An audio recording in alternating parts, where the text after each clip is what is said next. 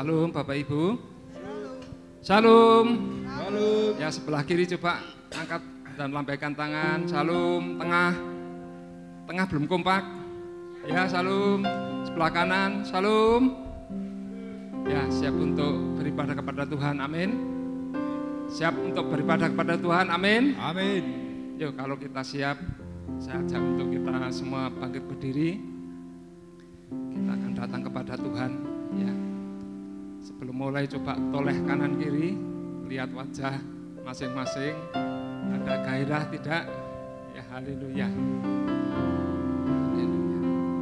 Haleluya. Engkau terindah,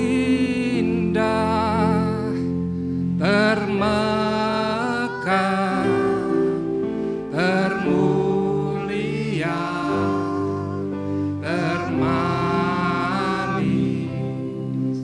Oh Yesusku, hadiratmu menghanyutkanku, bawaku dekat. Sekali lagi katakan, engkau terindah, engkau terindah, termegah, termulia, termanis. Oh Yesusku, hadiratmu menghanyutkanku, bawaku dekat padamu. Kami mau Bapa, ibadah pagi hari ini menjadi ibadah yang spesial untuk kami pribadi lepas pribadi, boleh mengalami Tuhan secara khusus.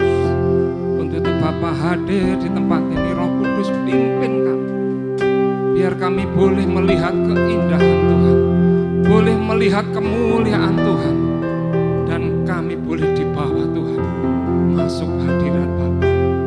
Terima kasih. Kami mau memulai di dalam nama Yesus. Yuk kita angkat pujian dari awal.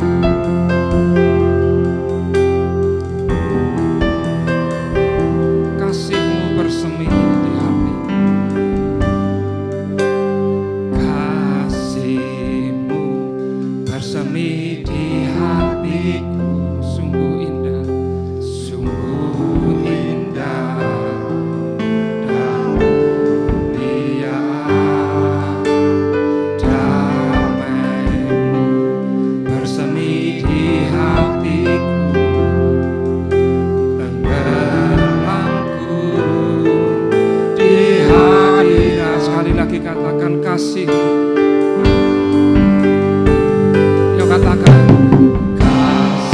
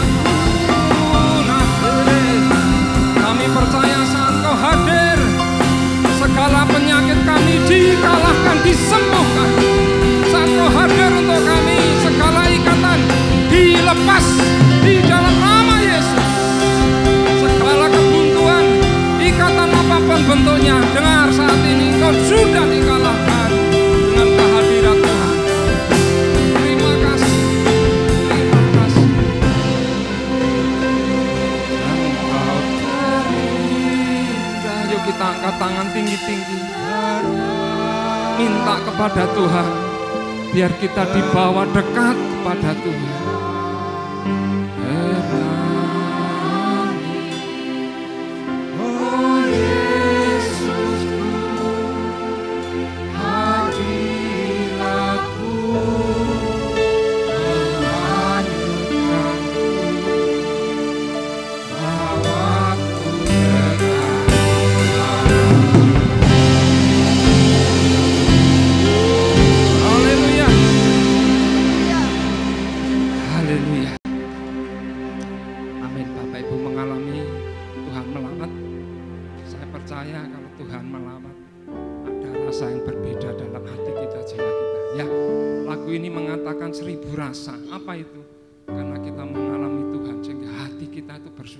Tidak bisa berkata-kata, tetapi hati kita akan berkembang memuji menyembah Tuhan.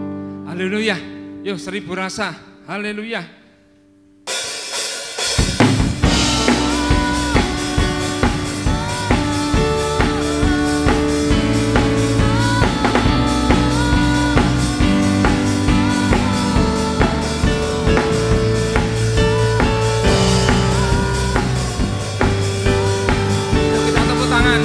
Sekali lagi katakan,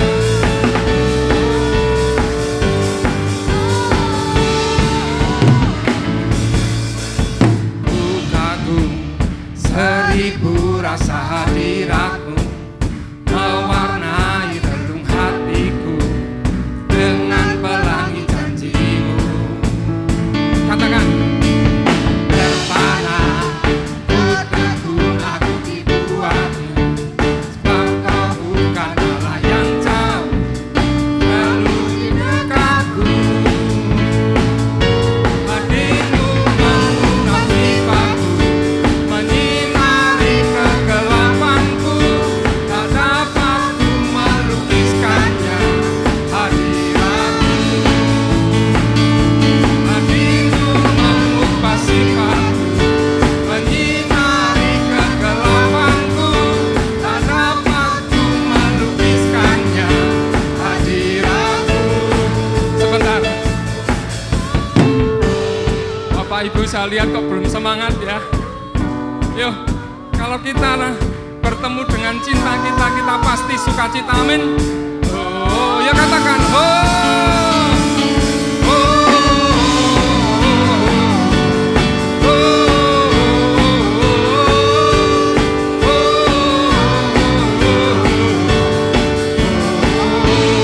ya katakan bersama-sama. Ku kagum 1000 rasa hadiratmu, mewarnai relung hatiku dengan pelangi janjimu.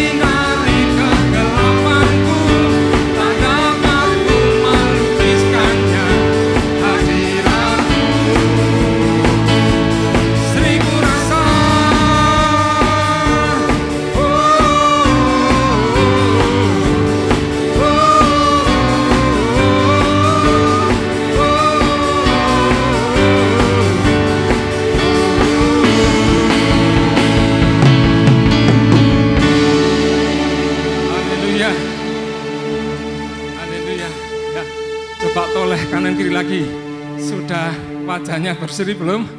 Amin. Ya, haleluya. Ya, hari-hari ini saya tuh ngalami banyak kegagalan ya. Buat kos gagal ya. Tembakau gudang juga ada dikontrak. Ya, bahkan rencana untuk rumah yang di Jogja untuk Sensen juga gagal. Ya, tetapi saya percaya Tuhan sanggup sediakan yang lain, yang lebih dari apa yang kami minta. Amin, Bapak Ibu. Kasus mungkin berbeda, tetapi yakini ya, saat kita bisa mengandalkan Tuhan, Tuhan pasti sediakan. Amin. Yuk, Tuhan sediakan. Haleluya.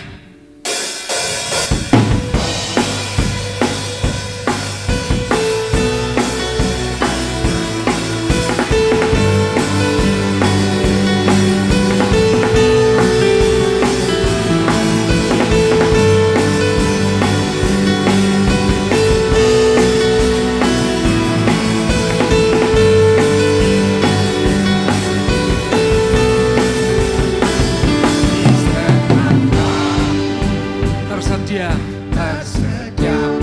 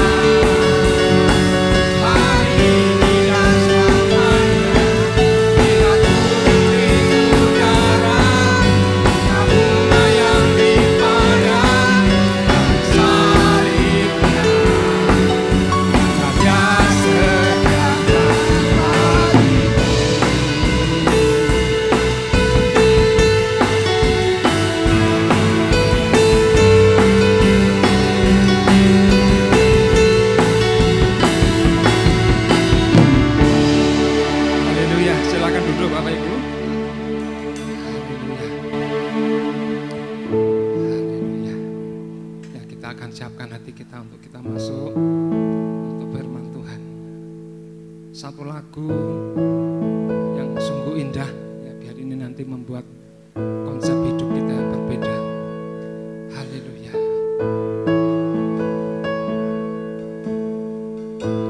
Bukan karena perbuatanku atau juga kebaikanku, tapi karena pengorbananmu aku diselamatkan. Bukan dengan kekuatanku atau juga kehebatanku, tapi karena kuasa salibmu aku dibebaskan. Ku terkagum padamu, oh Rajaku, menebusku dengan harga tertinggi dan kau beri segalanya. Kau mengangkat derajatku untuk menjadi anakmu, Bapa, kau Rajaku. Status Bapak Ibu hebat. Mungkin kita ini pelayan, mungkin kita kaya, tetapi tidak bisa membawa saya dan Bapak Ibu menebus dosa kita, bahkan menjadi anak-anak Tuhan, anak-anak kerajaan. Tidak bisa. Semuanya karena Tuhan. Biar ini kita tahu, sehingga konsep hidup kita, konsep ibadah kita berbeda. Yuk kita bangkit berdiri, kita akan angkat pujian ini. Bukan karena perbuatanku atau juga kebaikanku, tapi karena pengorbananmu aku diselamatkan.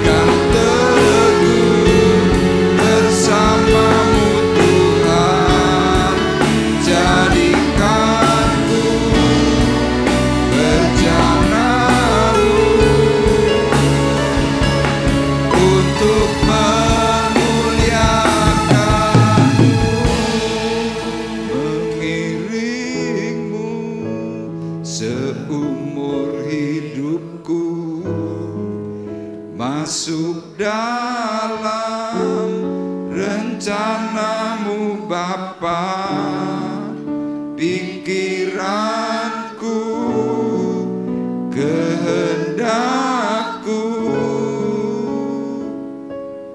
ku serahkan padamu, harapanku hanya di dalam-Mu. Ku kan teguh bersama-Mu Tuhan, jadikanku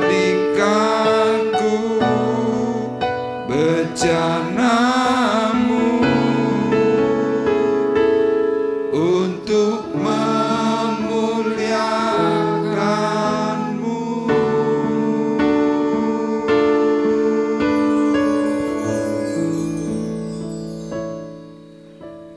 Sebentar Pak Nanto akan berdoa untuk firman Tuhan. Haleluya. Bapa dalam surga, kami mengucap syukur buat anugerah-Mu pada pagi hari ini Tuhan. Ya Tuhan. Bersyukur buat hari yang sudah Kau beri Tuhan. Haleluya. Kalau kami sudah memuji dan memuliakan Engkau Tuhan, Ya Tuhan Yesus. biarlah pujian dan penyembahan kami ini Tuhan boleh menyenangkan akan hati-Mu ya Tuhan. Amin. Terima kasih Tuhan, kalau sebentar Tuhan kami mau duduk diam untuk mendengarkan sebagian daripada firman-Mu Tuhan. Ya Tuhan Yesus. Mari Tuhan Kau urapi setiap hati kami, lembutkan untuk setiap hati kami ya Tuhan, pribadi lepas pribadi itu Tuhan, supaya kami boleh menerima akan kebenaran firman-Mu, dan firman-Mu boleh menjadi rema dalam kehidupan kami ya Tuhan. Terima kasih Tuhan, Kau memberkati untuk Bapak Arif yang sebentar akan menyampaikan kebenaran firman-Mu. Mari Tuhan Kau pakai mulut lidah hamba-Mu ini untuk menyampaikan akan kebenaran firman-Mu Tuhan. Amin. Terima kasih Tuhan, kami siapkan hati kami dari hati kami yang paling dalam. Di dalam nama Tuhan Yesus Kristus kami mengucap syukur dan berdoa. Haleluya. Amin. Amin. Puji Tuhan, dipersilahkan duduk. Shalom. Haleluya. Bapak Ibu, minggu yang lalu kita sudah belajar firman Tuhan. Ya, tema yang kita pelajari minggu yang lalu adalah hidup adalah kesempatan. Tuhan memberikan sebuah perumpamaan kepada kita semuanya. Ya, kita ini seperti pohon ara. Ya, pohon yang sebenarnya tumbuh di jalanan secara liar, tetapi pohon ini diadopsi oleh Tuhan sehingga bisa bertumbuh di dalam kebun anggurnya Tuhan. Nah, Tuhan ketika mempunyai sebuah kepentingan dan ketika melihat tentang pohon ara atau gambaran kita sebagai manusia ternyata tidak menghasilkan buah, Tuhan berkata, tebang. Tetapi ada satu pengurus yang baik, ya dikatakan di situ pengurus ini berkata kepada Allah Bapa di surga, berilah kesempatan untuk tahun ini. Mungkin bisa menghasilkan buah yang baik. Dan pada akhirnya itulah gambaran kita semuanya bahwa Tuhan itu selalu memberikan kesempatan kepada kita. Nah, kesempatan yang kerap kali Tuhan berikan mungkin ada banyak dari antara kita ini menyia-nyiakan, sehingga yang muncul adalah bencana. Untuk itu kita akan bersama-sama belajar pagi hari ini. Tema kita adalah terluput dari bencana karena berdoa. Ya, di sini saya memberikan gambar kapal yang cukup besar. Kapal ini saya beri analogi untuk sebuah gambaran, inilah perjalanan kehidupan manusia. Ya, gambaran rumah tangga atau biduk hidup kita. Kadang-kadang kita harus menembus badai. Nah, banyak yang gagal karena apa?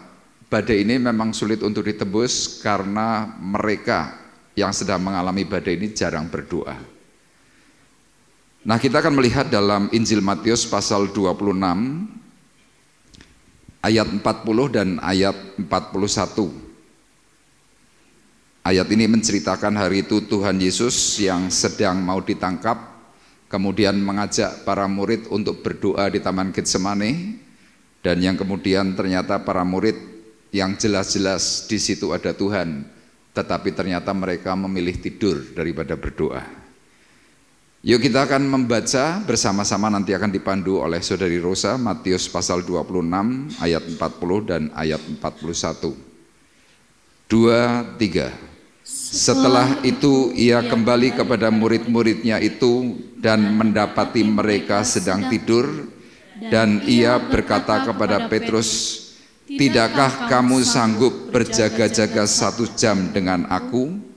Berjaga-jagalah dan berdoalah, supaya kamu jangan jatuh ke dalam pencobaan. Roh memang penurut, tetapi daging lemah." Amin. Yesus hari itu mengalami satu suasana yang sangat mencekam. Kenapa mencekam? Karena dia tahu sebentar lagi dia mati. Ini merupakan sebuah gambaran kalau seseorang sedang mengalami sesuatu yang mencekam, secara khusus misalkan sakit, ya sakit parah, mungkin sudah menghadapi sakaratul maut. Orang menghadapi sakaratul maut biasanya masih sadar, tetapi tubuh ini sudah tidak mampu memberikan daya. Dan biasanya dalam batin itu mereka pasti akan berteriak, "Tuhan, tolong aku." Demikian juga dengan keadaan Yesus. Dia tahu waktu dan hari kematiannya sudah amat sangat dekat. Jalan satu-satunya untuk meredam perasaan-perasaan yang mencekam, dia tahu kuncinya cuma satu, yaitu doa. Nah, Tuhan yang hebat, dia mengajak para murid, dan ketika Tuhan yang awal berdoa terlebih dahulu, kemudian melihat akan keadaan para murid, firman ini berkata sekali lagi, setelah itu ia kembali kepada murid-muridnya dan mendapati mereka sedang tidur. Ya, kenapa murid-murid Tuhan yang jelas-jelas hari itu ada Tuhan, kenapa mereka tidak memberikan sebuah prioritas doa? Karena kita tahu doa bukan hal yang menyenangkan. Banyak orang ibadah belum tentu mempunyai jam doa pribadi, belum tentu. Banyak orang sudah menyembah Tuhan, rajin ke gereja, tapi belum tentu kalau suruh berdoa mereka tuh punya minat. Ya, nanti kita akan belajar dari kehidupan Hizkia.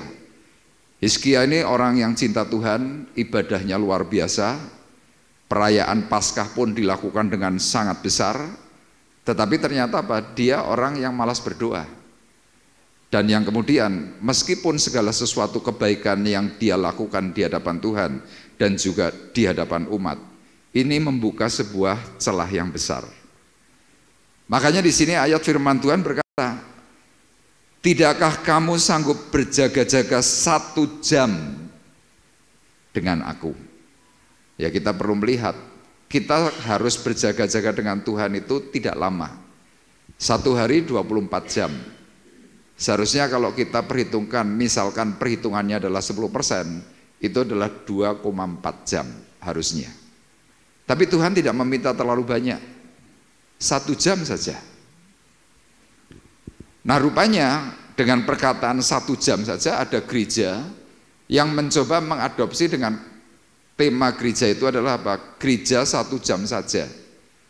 Jadi semua ibadahnya itu dikemas total, mereka ambil 1 jam, semuanya komplit. Mulai dari pujian cuma 10-15 menit, kemudian ibadahnya mungkin untuk firman Tuhan hanya 20-25 menit, kemudian ada sedikit rangkuman dari pengumuman, 1 jam selesai, kemudian kloter yang berikutnya masuk.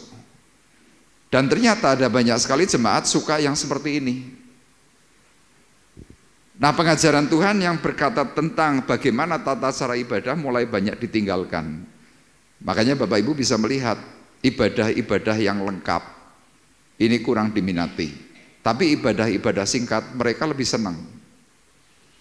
Nah, disinilah Tuhan mau memberikan sebuah ingat-ingatan kepada kita. Kalau kita sampai lemah di dalam hal doa, di dalam hal ibadah, Tuhan berkatanya apa? Supaya kamu jangan jatuh ke dalam pencobaan. Jadi kalau hari ini Bapak Ibu mungkin sedang mengalami sebuah proses, ya apapun yang menjadi problem masalah, kita bisa cek apa sih yang menjadi masalah. Nah kebanyakan kalau kita evaluasi, jawabannya satu tadi, karena kurang berdoa. Dan ini adalah permintaan Tuhan, berjaga-jagalah dan berdoalah. Yang setuju katakan amin. Nah kesulitan kita seperti yang Tuhan katakan, roh memang penurut. Roh kita ini loh, hati kita, ya kebanyakan pasti kan punya satu keinginan, tapi daging kita lemah. Ya contoh, hari ini zaman media sosial. Bapak Ibu kelihatannya kalau membuka mungkin itu YouTube, membuka TikTok, membuka Facebook, kelihatannya cuma buka sebentar. Tapi coba dilihat, berapa jam kita membuka? Tahu-tahu sudah 2 jam. Seminggu yang lalu saya melayani satu keluarga yang hari ini hampir cerai. Saya lihat keadaan rumah tangganya, terutama rumahnya, kayak kapal pecah. Kursi buat duduk sudah tidak bisa diduduki. Meja makan yang seharusnya bisa menaruh piring dan juga tempat-tempat yang berkaitan dengan makan, buat duduk tidak bisa, buat naruh piring sudah tidak bisa. Ada sofa, harusnya bisa duduk buat nonton TV, semuanya dipenuhi dengan barang, dus, pokoknya kacau minta ampun. Kemudian 2 orang ini, suami istri saya konseling, saya tanya, kalau Anda sebagai suami keinginan hatimu apa? Wah Pak, kalau bisa rumah itu rapi. Saya kadang kalau mau makan, mau duduk di mana saja saya bingung. Kemudian sesudah konseling kepada suami selesai, saya konseling istrinya. Saya tanya, kamu kerjaannya seharian ngapain? Oh saya ibu rumah tangga. Tapi ngerjakan urusan rumah tangga enggak? Si ibu ini cuma senyum-senyum, kemudian dia bilang enggak. Saya sentil, berapa jam kamu bermain WA dan berapa jam kamu bermain TikTok? Tiba-tiba suaminya nyaut, kok jangankan urusan rumah tangga, anak itu lo enggak diurus. Sama, kita di dalam kehidupan rohani, kita lebih senang yang ini sekarang daripada doa.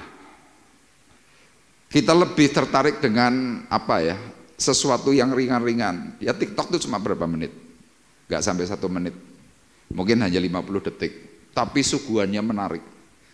Dan akhirnya apa, kita terseret, kita punya problem baru, kita punya masalah baru, tetapi ini tidak kita pahami secara baik. Nah kalau Bapak Ibu perhatikan, seperti apa yang saya sampaikan berulang kali selama kurang lebih 2 bulan, zaman ini adalah zaman susah, masa yang sukar. Kadang-kadang Tuhan izinkan sebuah masalah di dalam kehidupan bangsa, di dalam kehidupan kita pribadi. Kalau ditanya ada apa toh? Jawabannya cuma satu, Tuhan ingin melakukan sebuah hubungan, harus ada kembali kekaripan. Tetapi kita semuanya tidak sadar, kita diseret untuk menuju satu tempat yang sedang tidak kita sadari adalah apa? Neraka. Tuhan memperhatikan di surga untuk kita semuanya ini merasanya apa ya, susah. Bagaimana cara mengingatkannya? Nah peristiwa ini terjadi di dalam kitab 2 Tawarikh pasal 32. Yuk kita akan eksposisi ayat 1 sampai dengan ayat yang ke-30. Ya nanti Bapak Ibu bisa baca di rumah. Kitab Tawarikh pasal 32, 2 Tawarikh pasal 32. Ini bercerita tentang gambaran kehidupan. Ya perikop yang pertama judulnya adalah Yerusalem dikepung oleh Sanherib. Perikop yang kedua, Yerusalem luput dari tangan Sanherib. Perikop yang ketiga, tahun-tahun terakhir dari pemerintahan Hizkia. Nanti Bapak Ibu bisa baca secara lengkap ya tentang cerita bagaimana Yerusalem itu dikepung oleh Sanherib. Itu adalah penguasaan dari antikris kepada orang-orang percaya. Kita nanti akan mengalami itu. Mungkin tidak sekarang, tapi mungkin bisa zaman kita atau mungkin keturunan kita. Kalau ini sampai tidak dipersiapkan secara baik, kita akan mempunyai sebuah masalah yang besar. Nah sebelum masuk masa antikris, muncul masa yang sukar. Alkitab dalam kitab Wahyu pasalnya yang ke-3 mulai disebutkan tentang siapa yang dicintai oleh Tuhan pasti akan diajar. Nah, zaman itu akan masuk dalam masa pertama 3,5 kesukaran biasa, 3,5 tahun kesukaran besar. Itu nanti kesukaran akan dibagi 2. Nah, tetapi sebelum itu terjadi, Tuhan memberikan kepada kita ini sebuah gambaran. Nah, hari itulah kemudian Hizkia sebagai seorang raja menyadari dia perlu Tuhan. Yuk kita akan lihat dalam 2 Tawarikh pasal 32 ayat 20 sampai dengan 22, dan kita nanti akan mengeksposisi ayat 1 sampai dengan yang ke-27. Saya akan bacakan ayat 20, nanti Bapak Ibu ayat 21 dan ayat 22 kita baca bersama-sama. Firman Tuhan berkata demikian. Tetapi oleh karena itu, Raja Hizkia dan Nabi Yesaya bin Amos berdoa dan berseru kepada surga.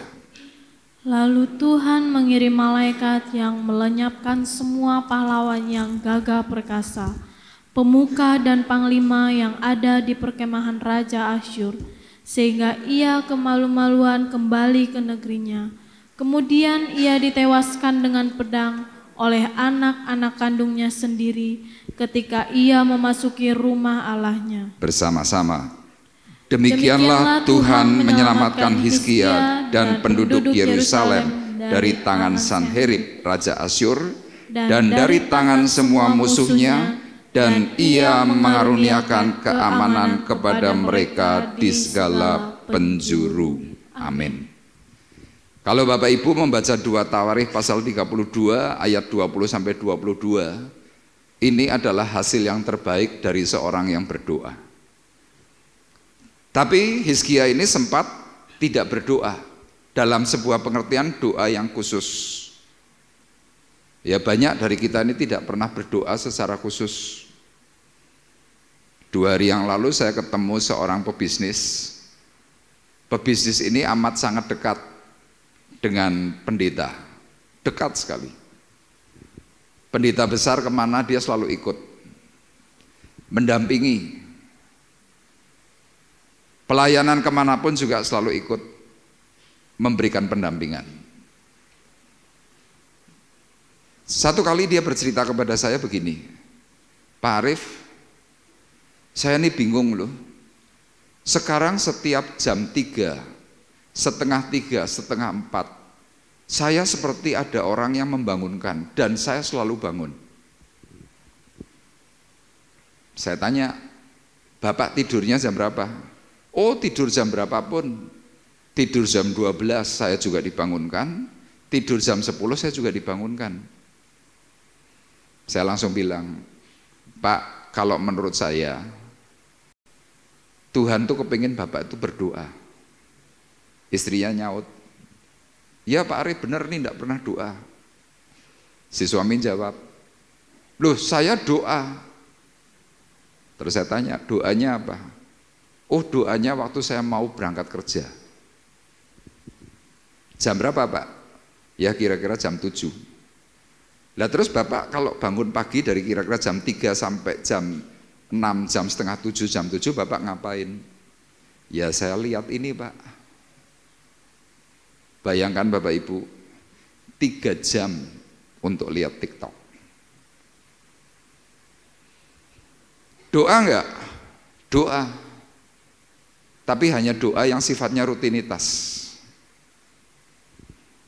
Padahal kalau Bapak Ibu pelajari, Tuhan Yesus bangun pagi-pagi dalam kondisi masih petang suasananya, subuh. Apa yang Tuhan doakan? Kita seringkali tidak memaknai, tidak mengetahui apa sih makna doa. Bapak Ibu perlu ketahui, doa kalau kita sebagai orang rohani itu adalah nafas. Anda berhenti berdoa, Anda berhenti bernafas. Anda malas berdoa, Anda malas bernafas. Anda malas bernafas, Anda pasti ngap-ngapan. Anda bisa cek. Misalkan nih, saya nih kan sekarang nafasnya normal. Coba dibungkem gini. Hidung dipitet, mulut ditutup. Berapa detik, berapa menit saya bertahan? Paling lama 90 detik. Itu paling lama. Habis itu gimana? Gelagapan. Banyak dari kita karena malas berdoa, enggan berdoa. Kita nih ngos-ngosan. Nanti Bapak Ibu boleh baca dalam 2 Tawarikh mulai dari pasal 30. Hizkia ini orang yang cinta Tuhan, tapi hanya dalam bentuk penampilan. Acara Paskah besar-besaran, memberi bantuan kepada gereja, rumah Tuhan, memberi bantuan kepada orang-orang Lewi, hamba Tuhan. Wih, besar. Sokongannya besar. Tapi dia jarang karib dengan Tuhan. Loh, kalau ditanya baik enggak? Oh, baik. Hizkia ini diangkat jadi raja usia 25 tahun. Kerajaannya hebat. Di usia 25 tahun dia jadi raja. Kemudian masa pemerintahan 14 tahun, artinya dia hari itu umur 39 tahun. Tiba-tiba Tuhan izinkan yang namanya masalah besar. Bapak Ibu sekarang perhatikan dalam 2 Tawarikh pasal 32 ayat 1. Ya, tolong tampilkan. Setelah peristiwa yang menunjukkan kesetiaan Hizkia itu, datanglah Sanherib, Raja Asyur. Asyur itu Syria. Syria itu pusatnya ISIS. Ya, beberapa tahun yang lalu kita heboh, takut sekali dengan ISIS. Hari ini ISIS masih ada enggak? Ada. Cuma ya gerakannya enggak kelihatan. Ia mengepung kota-kota berkubu dan berniat merebutnya. Kalau ditanya, loh Pak, Hizkia ini kurang apa? Baiknya minta ampun, sumbangannya besar, kontribusi untuk rumah Tuhan hebat. Kok diberi masalah oleh Tuhan? Makanya bagi kita semuanya yang hari ini kelihatannya aman, kelihatannya baik-baik, Anda boleh cek, pasti nanti akan datang masa sulit. Loh, masa sulit itu tidak berarti kemudian kita langsung bermasalah, tidak. Anak kita nih loh bisa bermasalah. Orang yang tadi saya ceritakan, saya kenal dengan bapaknya baik. Bapaknya rajin ke gereja enggak? Wih, rajin. Dia banyak melakukan pekerjaan-pekerjaan Tuhan. 15 tahun pernikahan anaknya, semuanya bermasalah, semuanya kelihatannya baik. Di titik 15 tahun ini loh, dia mulai nggak tahan, dia kemudian ngomong sama saya, Pak Arif, gimana ya ini caranya ngatasi ya? Oh, saya tahu hidupnya bagaimana, kelakuan setiap hari bagaimana saya tahu. Dia merasanya yang paling penting apa sih? Yang penting jadi wong apik. Loh, semua kita nih loh pasti punya prinsip itu, yang penting jadi orang tuh baik, itu pasti. Tapi pertanyaannya, apakah baik itu pasti menyelamatkan hidupmu?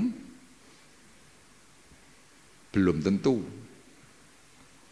Kenapa belum tentu? Iya, firman Tuhan mengajarkan, kalau nanti Bapak Ibu baca dalam surat Roma pasal 12, hal baik itu di hadapan Tuhan adalah level paling rendah. Makanya Paulus berkata, supaya kamu dapat membedakan mana yang baik, mana yang benar, berkenan, sempurna. Jadi kalau kita berkata, oh sing penting wong apik, loh baik itu penting. Tapi di hadapan Tuhan, orang tidak mengenal Yesus pun bisa baik. Bahkan kalau Bapak Ibu belajar soal agama Timur, orang yang tidak mengenal Yesus, baiknya bisa lebih daripada orang-orang percaya, orang Kristen. Loh, ini benar. Tapi apakah mereka mempunyai sebuah keyakinan pasti selamat? Jawabannya tidak. Makanya mereka ditanya, coba, Bapak kan baik kan? Yakin masuk surga enggak? Rata-rata jawabannya apa? Oh ya saya enggak tahu. Tapi coba kita orang percaya, mungkin tingkat nilai baiknya enggak seperti orang ini. Tapi coba ditanya, Bapak kalau nanti mati yakin masuk surga enggak? Orang itu menjawab pasti, oh karena saya percaya Yesus, saya yakin pasti masuk surga.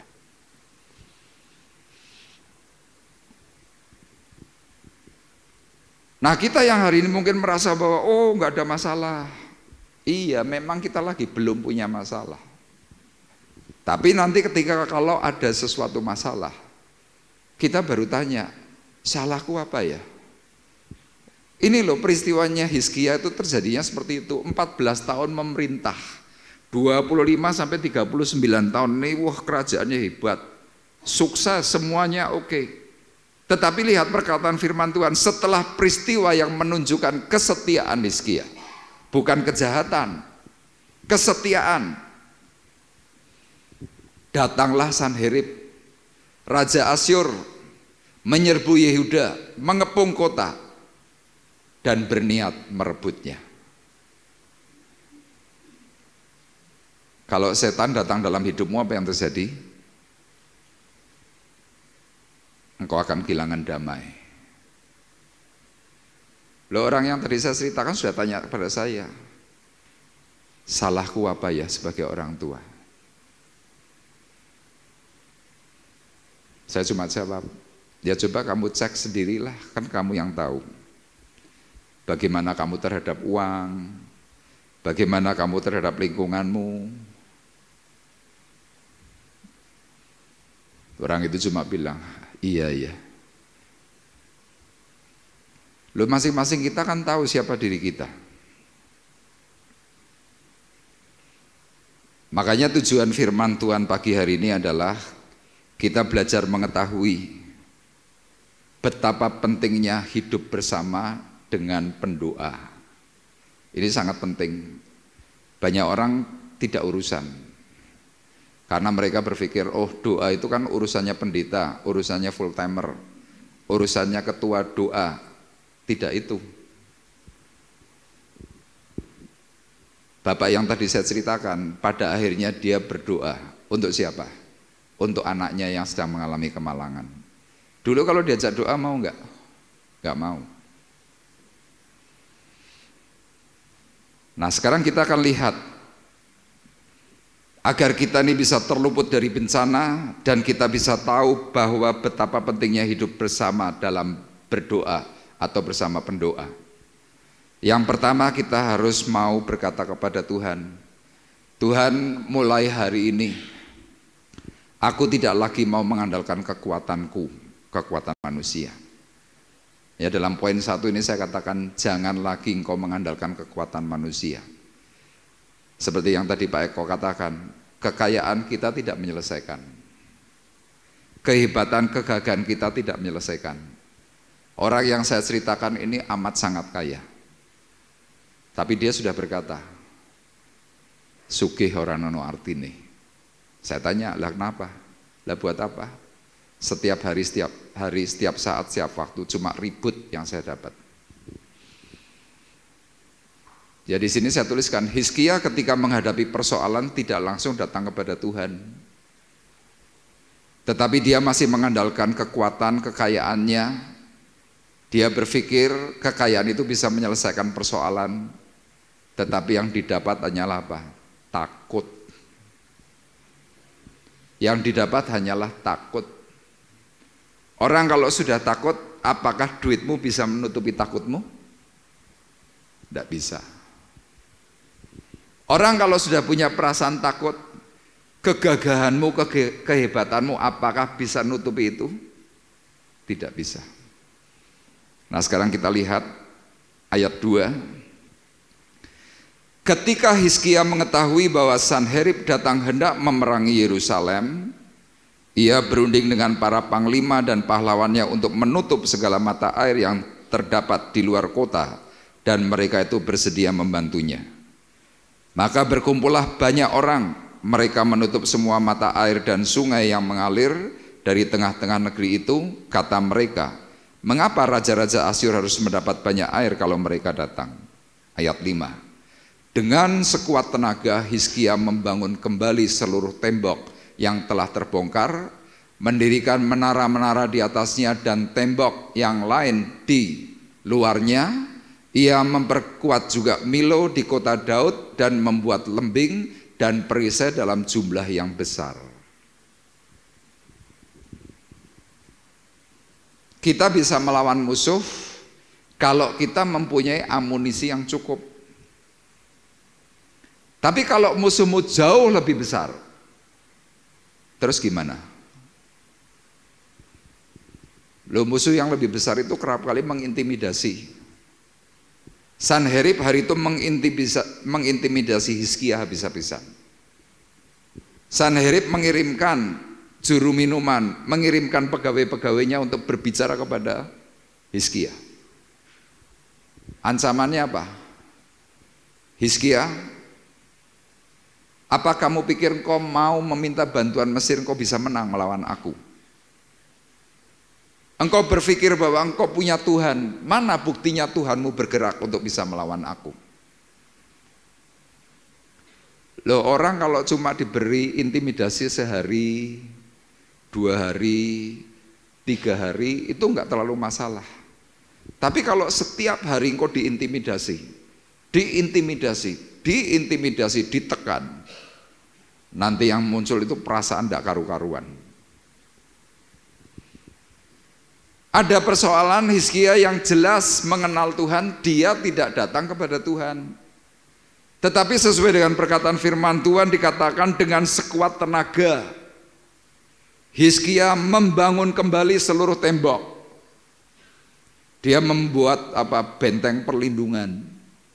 Dipikirnya secara fisik, pasti bisa. Di Semarang ada Bapak Ibu pengusaha, usianya belum tua, mungkin masih sekitar 40 sekian. Pernikahan mungkin sekitar 20 tahun. Kaya. Begitu menjelang masa Covid, mulai runtuh. Aset yang bertebaran di mana-mana dijual satu habis. Saya hanya memberikan perkataan, coba cari Tuhan. Tapi rupanya dia tidak mau. Apa yang dia lakukan? Dia hubungi semua rekan bisnisnya yang dahulu pernah kerjasama. Dapat modal enggak? Dapat. Berapa? 25 miliar. Ada yang kasih 10 miliar. Kelihatannya jalan. Kelihatannya. Setahun, 2 tahun. Sekarang amblek lagi.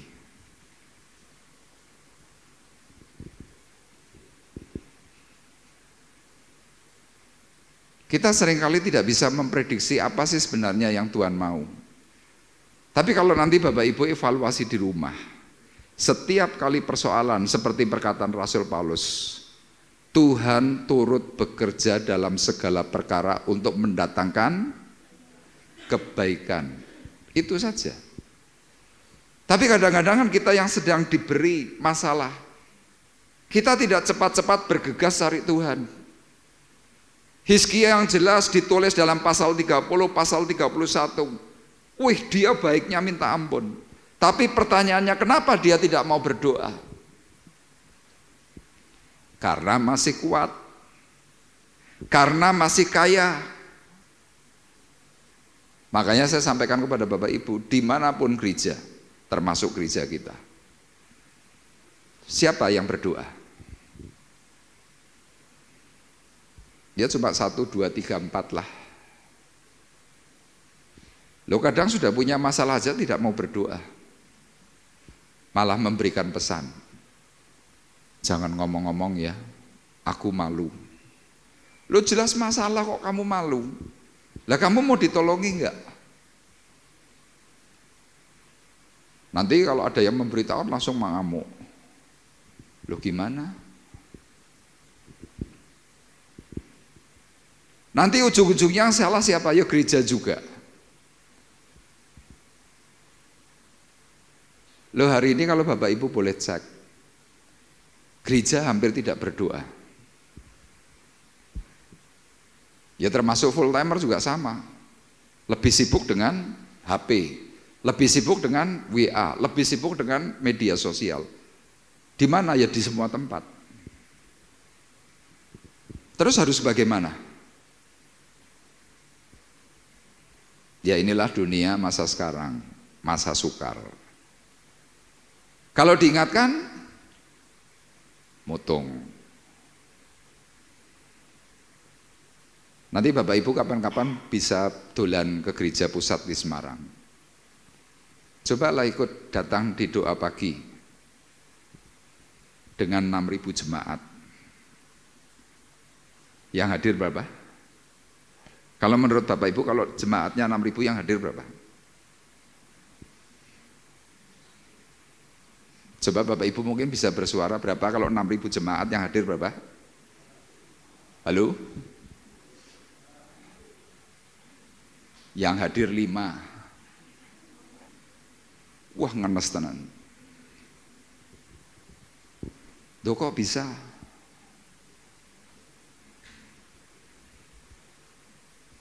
Ya ini persoalan memang. Ya untuk kata-kata penghiburan termasuk saya cuma berkata satu hal.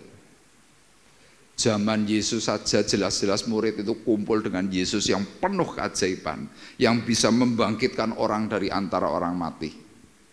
Murid-murid aja enak turu, apalagi cuma pendeta masa kini, tidak akan mungkin bisa.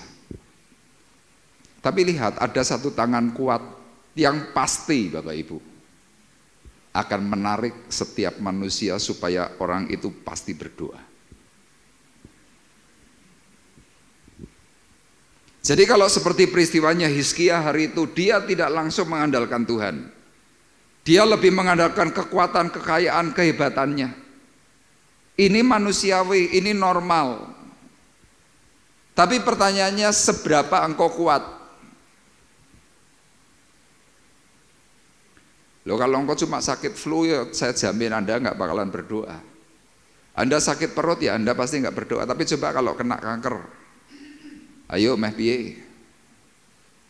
Anda divonis kankermu sudah stadium 4.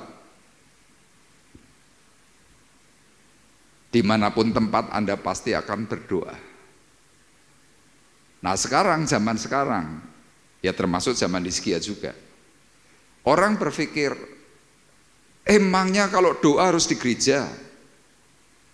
Oh Tuhan kan omnipresent, Tuhan kan maha hadir, tidak harus di gereja. Saya mau doa di mana saja bebas, itu hak saya. Ya memang betul. Tapi jangan lupa, Tuhan memberikan kepada kita yang namanya rumah Allah. Dalam bentuk hari ini adalah gereja.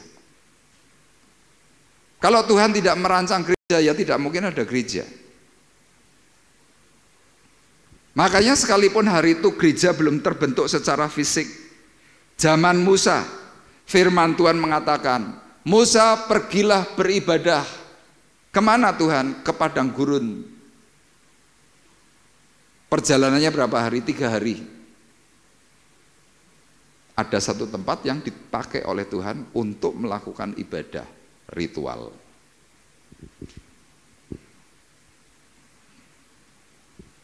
Sama hari ini Tuhan beri kepada kita ini gereja. Untuk apa? Menjadi rumah doa.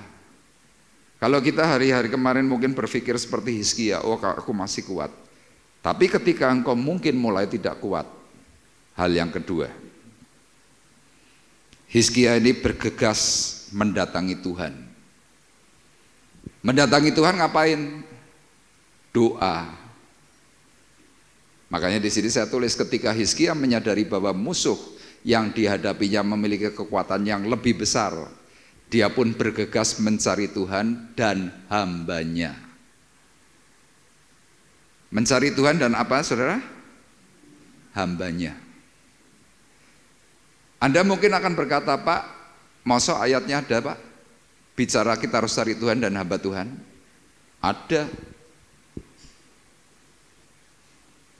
Tapi hari ini pun hamba Tuhan sudah tidak menarik. Kenapa? Kita merasa bisa berdoa, merasa aku pun bisa memimpin, merasa aku bisa begini begitu. Ya betul. Tapi Bapak Ibu perlu saya ingatkan, Saul gagal gara-gara apa? Merasa dia bisa menjadi imam. Ada banyak sekali cerita-cerita tentang imam dan raja. Mereka mencoba menyerobot kedudukan imam karena apa? Sebagai raja. Raja itu kan hebat, punya uang, punya kekuasaan, punya daerah, punya macam-macam, bisa menguasai imam. Tapi di hadapan Tuhan itu bisa menjadi sesuatu peristiwa yang salah. Hizkia hari itu ketika dia sadar bahwa dia perlu Tuhan, musuhnya jauh lebih kuat. Ya, kita akan lihat dahulu 2 Tawarikh pasal 20 ayat 20. Yuk kita baca bersama-sama. 2 Tawarikh 20 ayat 20. 2, 3. Keesokan harinya pagi-pagi mereka maju menuju padang gurun Tekoa. Ketika mereka hendak berangkat, berdirilah Yosafat dan berkata, dengar hai Yehuda dan penduduk Yerusalem, percayalah kepada Tuhan Allahmu dan kamu akan tetap teguh. Percayalah kepada nabi-nabinya dan kamu akan berhasil. Percaya kepada Tuhan, engkau teguh. Percaya kepada hamba Tuhan, kamu akan berhasil. Loh kok bisa Pak? Iya, hamba Tuhan itu dipakai oleh Tuhan sebagai apa? Kepanjangan. Loh Pak, memangnya saya nggak bisa jadi kepanjangan tangan Tuhan? Bisa. Tapi Bapak Ibu jangan lupa tentang status jabatan. Begitu kita overlap, kita melanggar, ya saya bukan nakut-nakuti, pasti ada masalah. Dan sebaliknya, kalau pendeta sampai bisnis, pendeta jadi raja, saya berani jamin, pasti masalah. Loh kenapa? Loh sudah ada jalurnya kok. Firman Tuhan di dalam kitab Amsal saja berkata, Tuhan berkata kepada air supaya air jangan melanggar titahnya. Saudara pergi ke laut, ke tepi pantai, ombak laut itu besar, mungkin ombaknya itu bisa 3, 4 meter, 5 meter, 6 meter, 10 meter. Tapi Bapak Ibu boleh cek, ada ombak besar yang normal itu tiba-tiba masuk ke daratan? Enggak ada. Semuanya berdebur di pinggir pantai, cuma biur,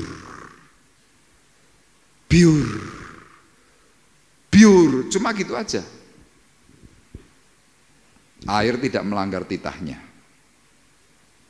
Tapi kita manusia kerap kali melanggar. Tadi jelas di dalam ayatnya yang ke-20 dalam 2 Tawarikh pasal 32. Tetapi oleh karena itu Raja Hizkia dan Nabi Yesaya bin Amos berdoa dan berseru kepada surga. Ya Bapak Ibu, mungkin cerita tentang Hizkia ini sudah sering kali dibaca, tapi coba kadang-kadang kita membaca ini kurang teliti. Dan ayat ini yang menjadikan Hizkia tiba-tiba dipulihkan oleh Tuhan. Tuhan kirimkan malaikatnya. Kenapa? Ayat 20. Oleh karena itu Raja Hizkia dan Nabi Yesaya bin Amos berdoa. Jadi imam dan raja ini perlu kerjasama. Tidak ada imam yang lebih hebat, tidak ada raja yang lebih hebat. Dua kelompok ini harus kerjasama. Tanpa kerjasama, doamu pasti macet. Ini kalau dalam pelajaran rohani itu namanya imam dan raja. Fungsi imam apa? Melakukan komunikasi dengan Tuhan, sebagai perantara, sebagai penyampai, memberikan teguran, memberikan perkataan hikmat yang daripada Tuhan, itu imam. Terus kalau raja apa Pak? Mengayomi, memberikan dukungan, kontribusi, mendukung dana dalam pergerakan Tuhan, itu raja. Itu kalau dalam sisi gereja dan sisi rohani. Sekarang kalau dalam sisi rumah tangga bagaimana? Seorang suami harus bisa menjadi imam, seorang suami harus bisa menjadi nabi, seorang suami harus bisa menjadi raja. 3 ini harus terpenuhi kalau ingin keluargamu sehat. Ada suami sudah jadi raja, bisa mengayomi semuanya, tapi nggak jadi imam, nggak jadi nabi, anaknya rusak. Ada suami yang menjadi imam, menjadi raja, tapi tidak jadi nabi, anaknya problem. Kenapa? Tidak memberikan teguran. Sama seorang suami kalau cuma jadi nabi, isinya cuma negur, jadi raja, ya problem juga. Jadi kita ini diperhadapkan dengan sebuah situasi. Makanya dalam hal inilah Hizkia segera menyadari, dia datangi Nabi Yesaya. Kalau di dalam 2 Tawarikh pasal 32 ini cerita ini enak. Karena apa? Sewaktu sudah berdoa bersama hamba Tuhan, tiba-tiba Tuhan kirim malaikat, kemudian semuanya tiba-tiba baik. Wah, enak. Tapi coba sekarang kita akan lihat perincian daripada doanya dari Hizkia kepada Tuhan melalui Yesaya. Kita sekarang lihat Yesaya pasal 37 ayat 1 sampai 6. Jadi nanti Bapak Ibu bisa baca ya, Yesaya pasal 37 itu identik dengan 2 Tawarikh pasal 32 dan juga 2 Raja-Raja pasal 36-37 itu identik. Semua ceritanya sama. Nah, ini perincian doanya Hizkia kepada Tuhan. Perhatikan. Segera sesudah Raja Hizkia mendengar itu, dikoyakanlah pakaiannya dan diselubungilah badannya dengan kain kabung. Lalu masuklah ia kemana saudara?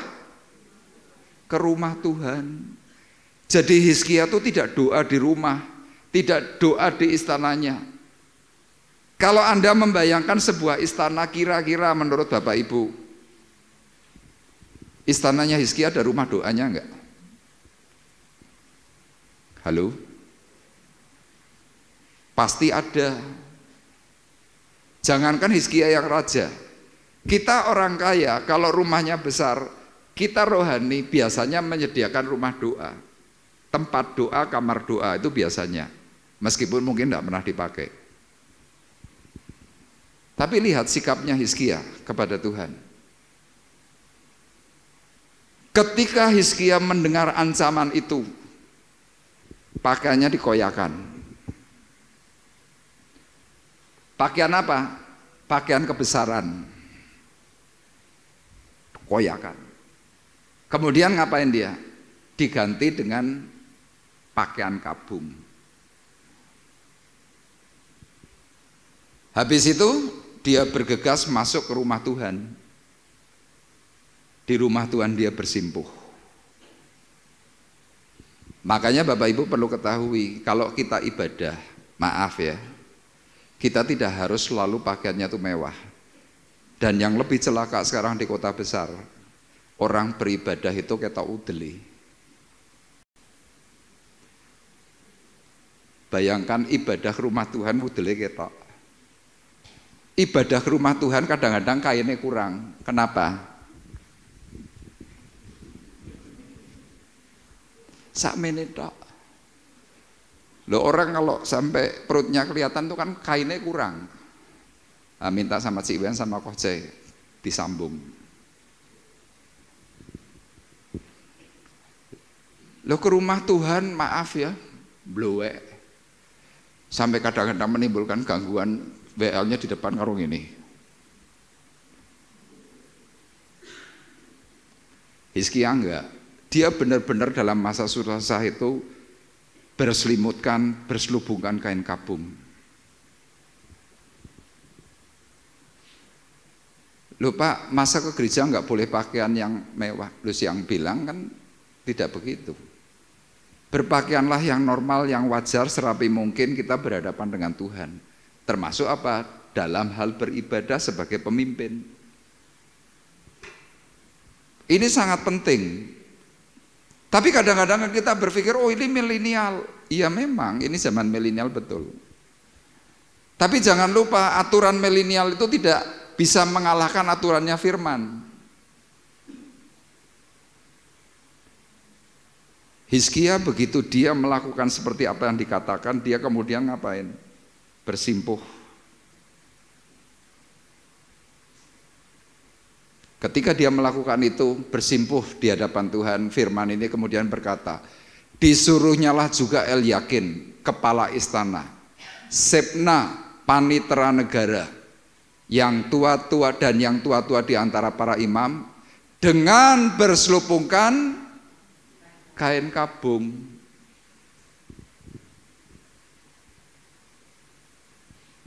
Jadi datang itu dengan kerendahan hati. Jadi gambaran kain kabung itu apa sih, Pak?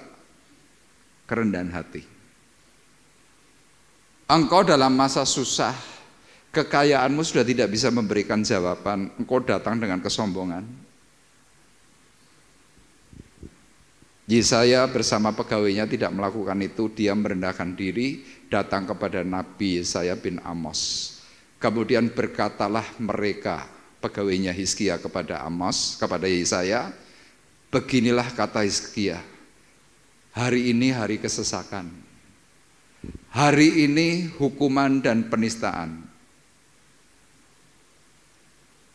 Hizkia itu raja, Bapak Ibu, datang kepada hamba Tuhan, imam, curhat. Tapi hari ini kebalik, orang kaya curhat dengan pendeta yang junior mesti malu. Apalagi kalau pendetanya, maaf kata pendeta desa, orang duwe mobil cuma melaku sepatu nelek. Coba berani curhat enggak?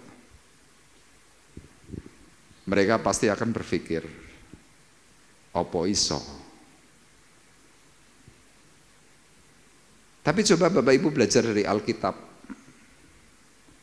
Yohanes Pembaptis, pakaiannya apa? Apakah mewah? Tidak. Yang mewah-mewah itu ahli Taurat. Kenapa saya bedakan antara imam dan ahli Taurat? Ya, ahli Taurat itu kakek teori, ngomong tok, kritik, macam-macam dan lain sebagainya, tapi tidak melakukan apa-apa. Duduknya di mana? Di bagian paling depan, minta penghormatan khusus. Itu Taurat. Tapi seorang hamba Tuhan, seorang imam, dia akan menunjukkan sebuah profilnya hamba Tuhan. Tapi hari ini Bapak Ibu kalau perhatikan secara baik, kepercayaan jemaat kepada hamba Tuhan itu mulai merosot. Kenapa? Tasnya mereknya Hermes. Nggak tahu ya, Hermes itu cara bocornya biasa nggak tahu, tapi tulisannya Hermes. Ada yang bilang Herme, ya, pokoknya tulisannya Hermes. Apalagi, wah macam-macam. Jamnya Rolex yang harganya 3 miliar. Sepatunya yang harganya 50 juta. Jemaatnya ngontel. Bagaimana orang bisa percaya kepada hamba Tuhan yang seperti itu? Oh, itu yang paling laku, Pak. Iya, memang betul.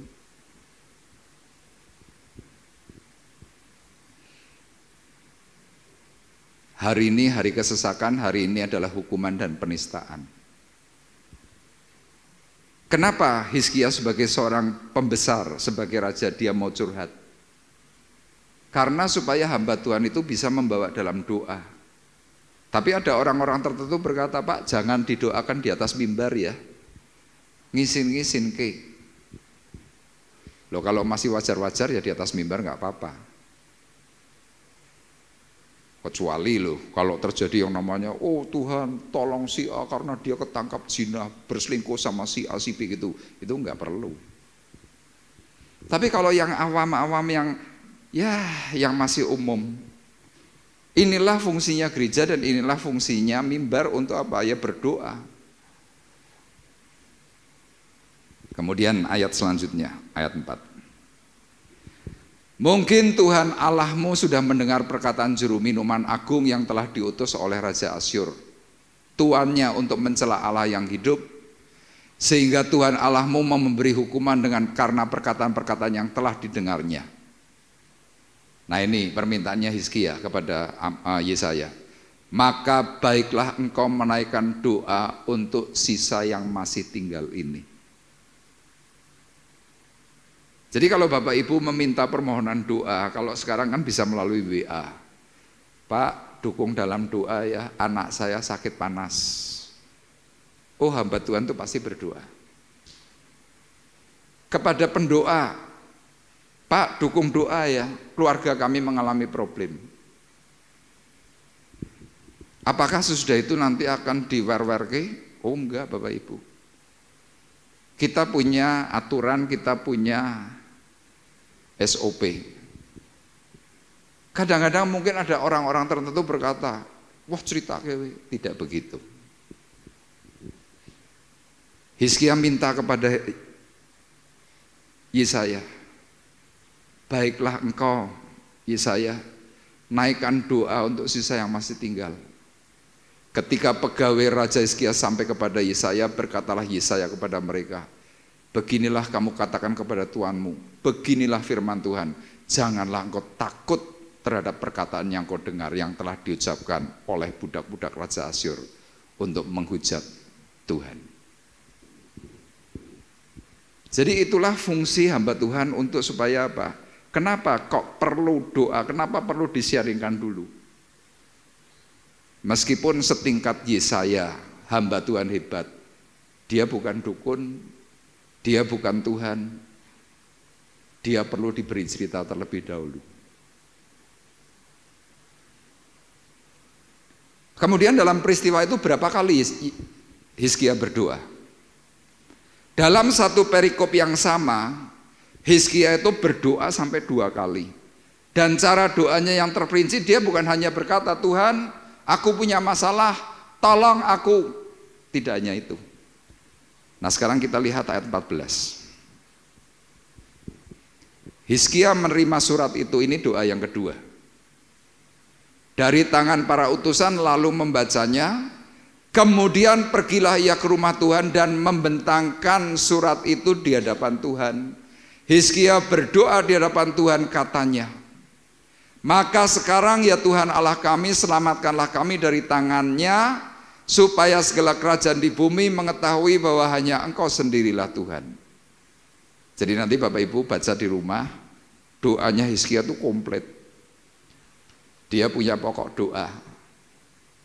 Ketika dia punya pokok doa, dia datang kembali ke rumah Tuhan yang kedua kali.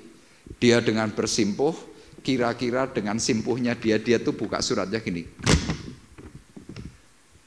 Dibaca, Tuhan Allah Bapakku yang di surga, Engkau pemilik langit dan bumi dan segala isinya, kira-kira begitu. Aku punya persoalan, aku punya problem, aku punya ini, dan diceritakan satu persatu.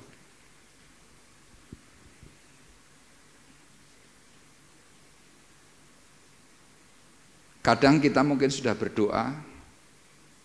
Yakobus pasal 4, pasal 5 berkata, kamu mungkin sudah berdoa, tapi kamu salah berdoa, sehingga kamu tidak mendapatkan apa-apa. Saya mungkin pernah ceritakan Bapak Ibu, ada seorang ibu janda, dia beranak 7, dia susah, dia ibadah, dia berdoa, tapi hidupnya tetap susah, tetap miskin, tetap melarat, tidak bisa membiayai anak-anaknya. Suatu hari dia mengikuti ibadah dari seorang hamba Tuhan di Korea. Kemudian dia maju, dia berkata kepada hamba Tuhan ini, Pak Pendeta, saya ini orang yang percaya kepada Tuhan, tapi hidup saya sampai hari ini masih susah. Bapak Pendeta bisa tolong saya enggak? Doakan saya yang terbaik. Pendetanya tanya, Ibu kalau berdoa gimana? Si ibu memberikan contoh doanya. Saya janda beranak 7, hidup saya susah dan penuh penderitaan. Saya tidak bisa bayar listrik, saya tidak bisa membiayai kehidupan anak-anak saya mengalami banyak kerugian dan lain sebagainya.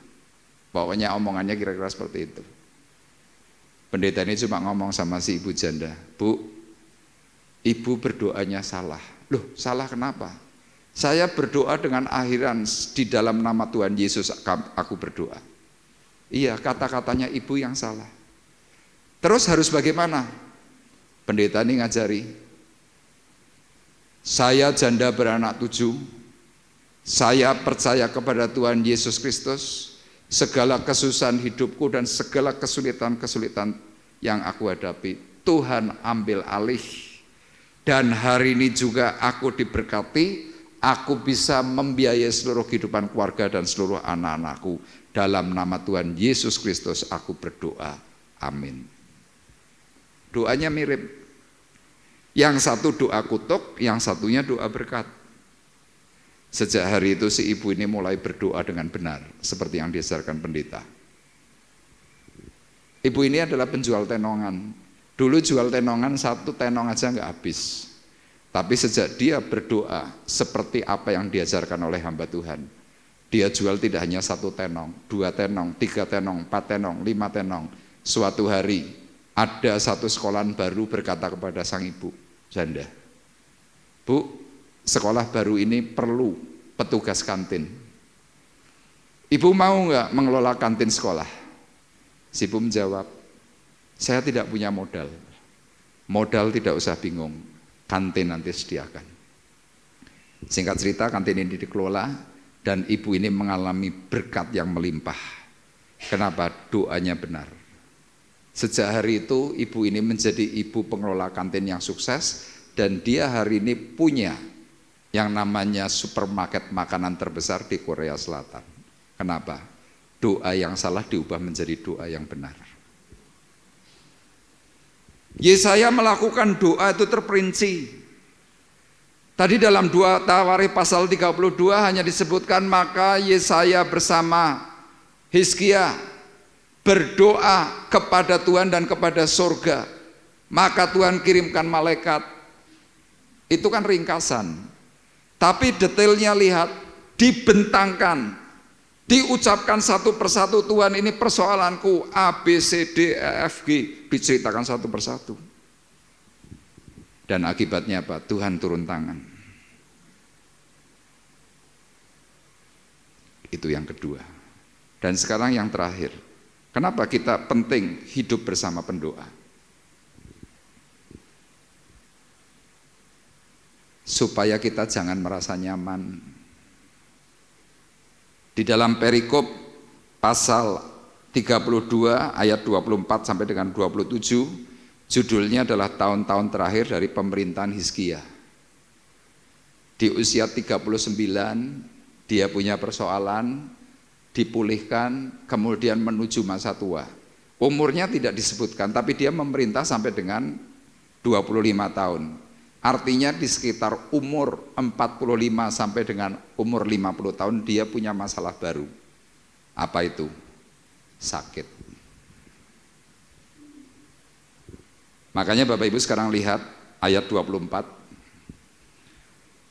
Pada hari-hari itu Hizkia jatuh sakit sehingga hampir mati.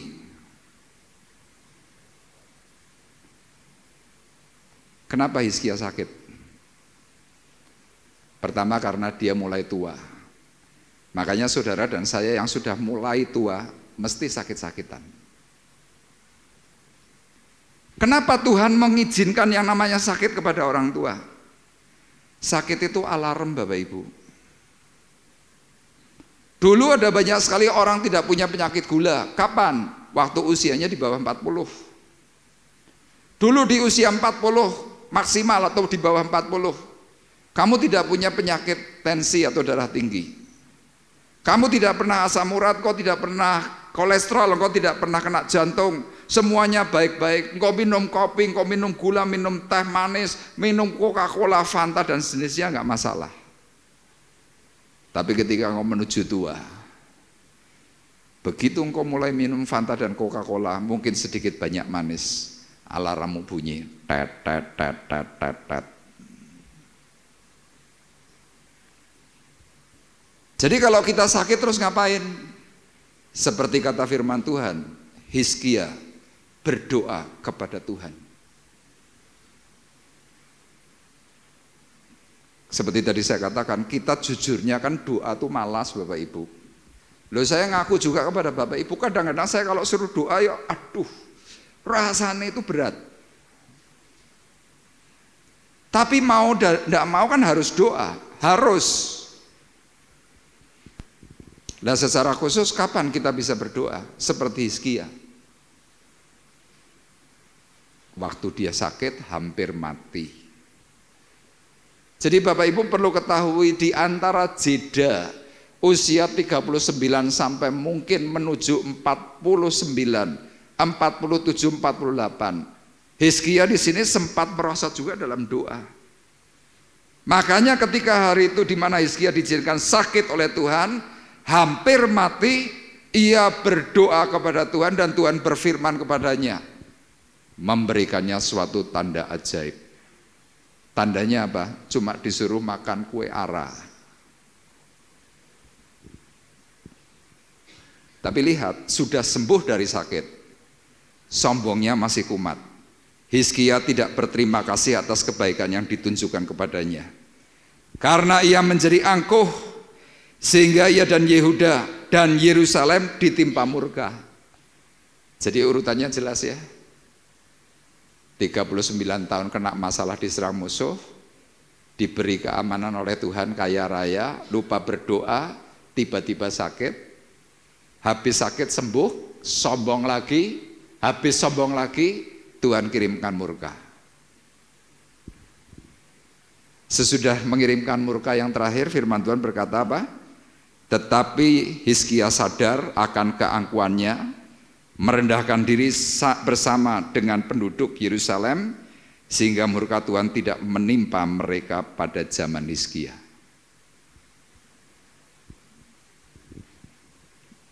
Jadi inilah siklus hidup manusia. Firman Tuhan dengan amat sangat jelas berkata, yang mula-mula datang bukanlah yang rohaniah, tetapi yang jasmaniah, barulah yang rohaniah. Kapan kita bisa rohaniah? Waktu timbul masalah, tiba-tiba lupa, timbul masalah baru, lupa lagi, sembuh dari sakit, lupa lagi, dihantam Tuhan, ingat Tuhan. Itu siklusnya. Kehidupan terakhir daripada Hizkia dalam ayat 27 berkata, Hizkia mendapat kekayaan dan kemuliaan yang sangat besar. Di masa tua Hizkia, dia kaya raya, mati masuk surga. Bapak Ibu mau nanti di masa tuamu kaya raya, mati masuk surga? Simple, tetaplah berdoa, jangan lupakan Tuhan. Karena apa? Doa itu keinginan hati Tuhan. Tuhan memberkati kita semuanya. Haleluya. Terima kasih. Terima kasih. Kita mau berkata kepada Tuhan, lingkupiku. Haleluya.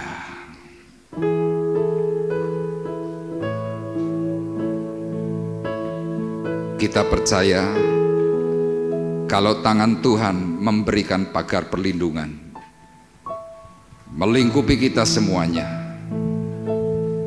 maka kuasa Tuhan itu akan turun, memberikan kelegaan, meluputkan dari setiap bencana.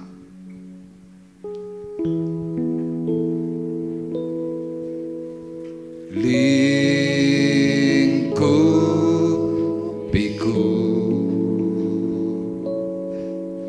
dengan sayapmu,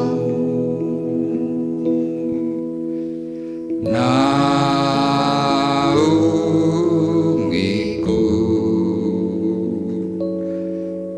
dalam kuasa-Mu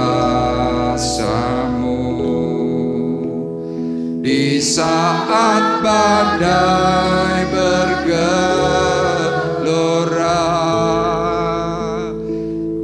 Akan terbang bersamamu, Bapa Kau Raja. semesta. Ku tenang sebab Kau Allahku.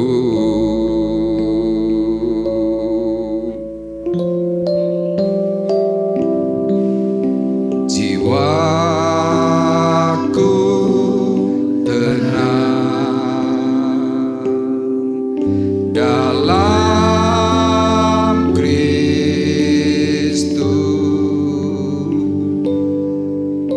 Lihat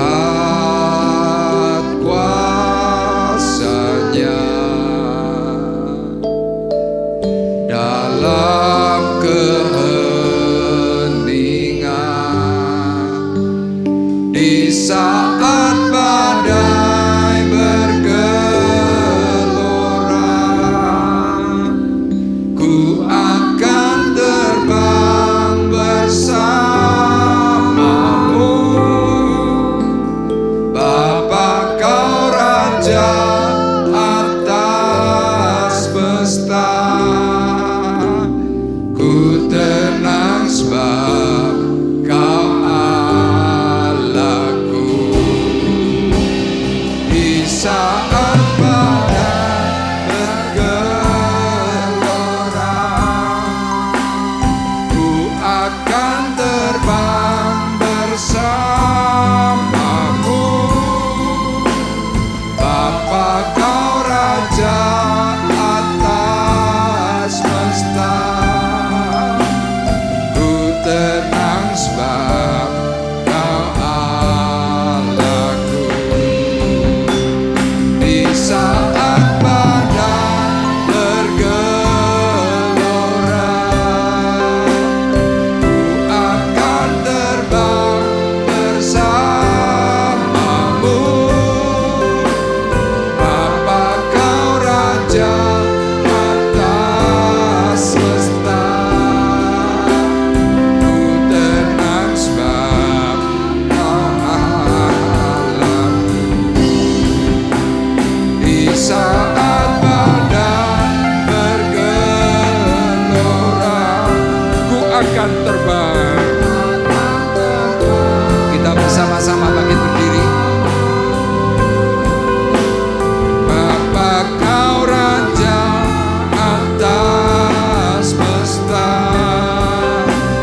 Ku tenang sebab Kau Allahku. Di saat badai bergelora, ku akan terbang.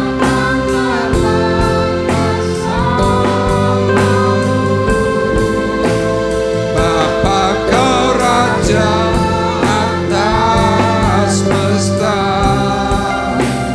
Ku tenang sebab Kau Allahku. Di saat badai bergelora. Ibu Rini akan berdoa untuk firman Tuhan yang sudah dibagikan. Bapa, Kau Raja atas semesta.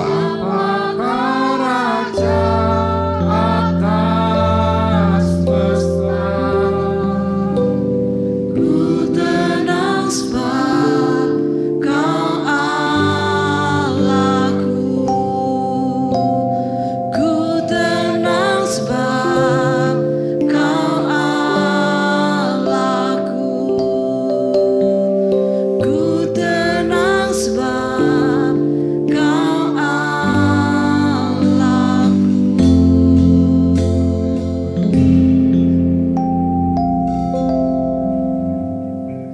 Terima kasih Tuhan. Biar hati kami tenang Tuhan.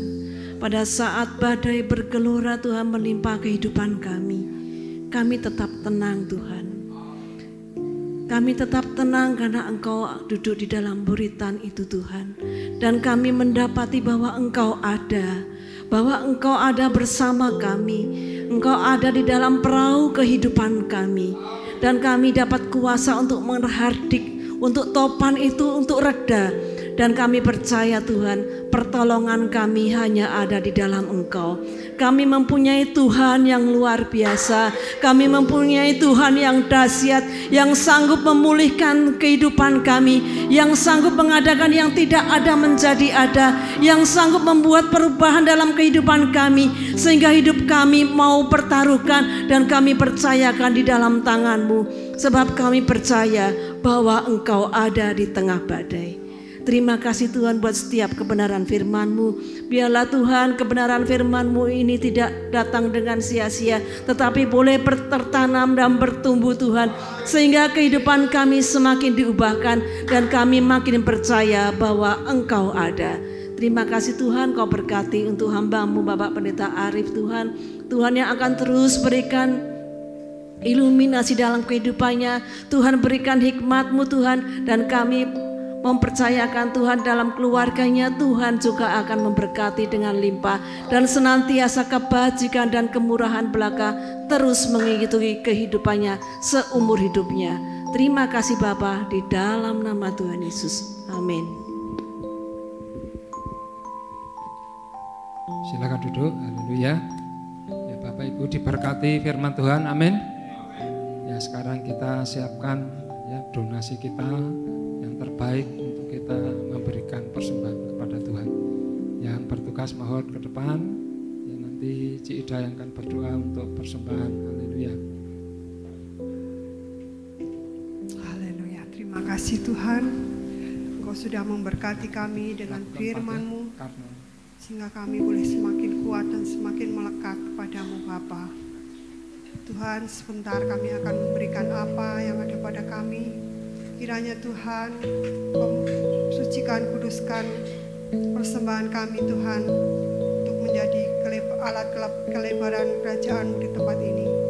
Tuhan memberkati untuk imamat-Mu yang akan menjalankannya. Engkau memberkati kehidupan dan pelayanannya Tuhan. Terima kasih Tuhan, hamba mengucap syukur hanya di dalam nama Tuhan kami Yesus Kristus. Haleluya. Amin. Ya, sambil dijalankan kita akan menyanyikan lagu Karena-Mu.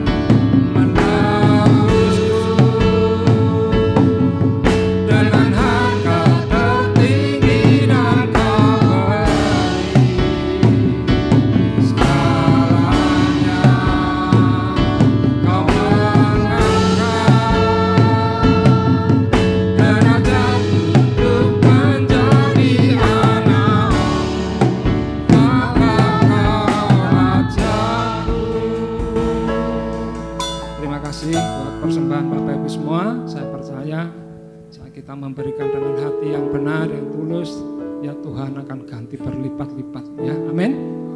Ya, gitu. Tuhan, Engkau adalah Allah Bapa kami yang baik. Engkau memberikan pemeliharaan secara khusus dan memberikan hari-hari yang semakin baik, semakin indah. Secara khusus Tuhan, untuk saudari kami Yvonne Christy yang berulang tahun tanggal 26 September, untuk saudara kami Joshua tanggal 29 September. Berkat dan anugerah Tuhan melimpah.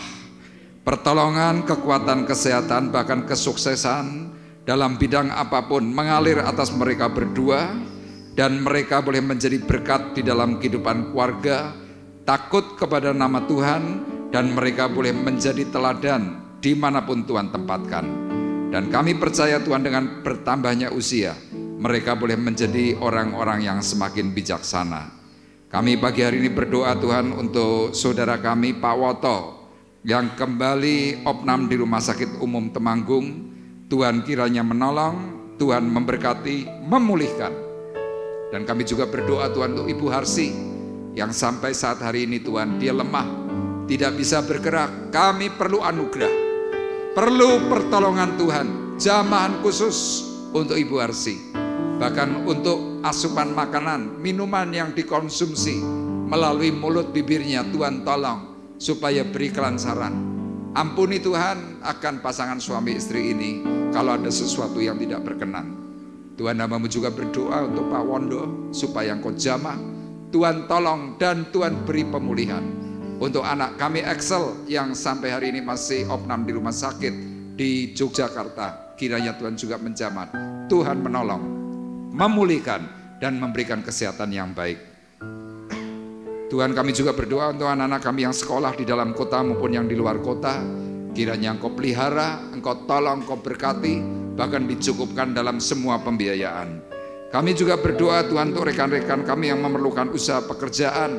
Tuhan, beri pekerjaan yang terbaik, Engkau mencukupkan dengan cara yang heran. Terima kasih. Kami juga berdoa untuk anak yatim piatu, para duda, janda, dan juga fakir miskin. Kiranya Engkau yang juga memberikan anugerah atas mereka semuanya. Kami berdoa Tuhan untuk persiapan gathering tanggal 20 dan 21 Oktober. Secara khusus Tuhan untuk pembiayaan pendanaan, kiranya Engkau mencukupkan dengan cara yang ajaib, sehingga tidak berhutang, tidak kekurangan, dan Tuhan yang akan memperlengkapinya. Berkati seluruh tim panitia dan berkati akan jemaat yang mengikutinya. Tuhan, kami menyerahkan akan pilkada yang sebentar akan dilakukan. Kiranya Engkau juga menolong, memberkati pilkada, sehingga keamanan, damai, sejahtera mengalir atas bangsa dan negara Indonesia. Demikian juga Tuhan untuk pelantikan presiden tanggal 20 Oktober, kiranya Tuhan menolong dan memberkati mereka semuanya. Tiba saatnya Tuhan, sekarang kami mengangkat hati, mengangkat tangan kami di hadapan Tuhan. Sidang jemaat Tuhan terkasih, marilah kita bersama-sama pulang dengan membawa berkat, damai, sejahtera Allah Bapa di surga. Pulanglah dengan membawa kasih karunia Tuhan Yesus Kristus. Di dalam persekutuan Roh Kudus, Tuhan memberkati engkau dan melindungi engkau. Tuhan menyinari engkau dengan wajahnya dan memberi engkau kasih karunia. Tuhan menghadapkan wajahnya kepadamu dan memberi engkau damai sejahtera. Mulai dari pagi hari ini sampai Maranatha datang yang kedua kali. Dalam nama Yesus kami berdoa, mengucapkan syukur, dan kita yang diberkati oleh Tuhan bersama-sama berkata, amin.